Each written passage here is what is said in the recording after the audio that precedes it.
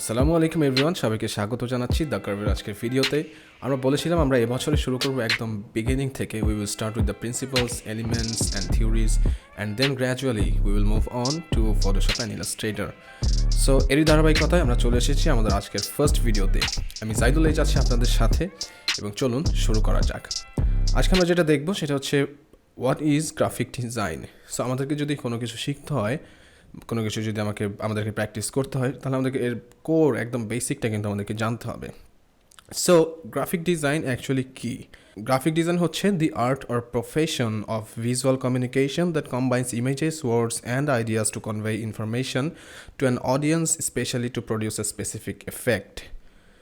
So graphic design হচ্ছে একটি visual communication যেখানে ইমেজ, শব্দ এবং আইডিয়ার কম্বিনেশনস থাকবে এবং এটি একটি মেসেজ কনভে করবে। সো গ্রাফিক ডিজাইন কিন্তু একটি art, but there is a difference between art and graphic.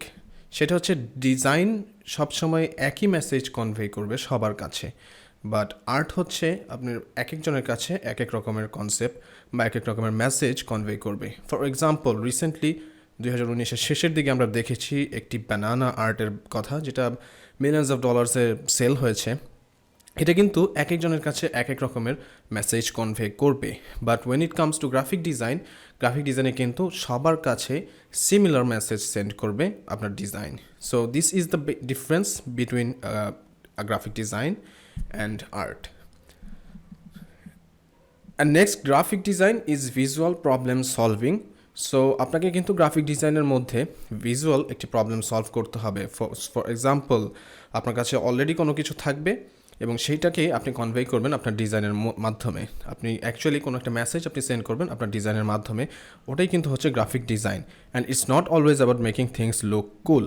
আমরা এখানে স্লাইডে যদি দেখি একটি এক্সাম্পল, এটা কিন্তু অ্যাকচুয়ালি কোনো ভিজুয়াল প্রবলেম সলভ করছে, বাট এমনভাবে স্ক্যাটার্ডভাবে এটা আছে যে আপনি অ্যাট এ গ্ল্যান্স আপনি কিন্তু অ্যাকচুয়ালি বুঝতে পারবেন না যে what it wants to say to you.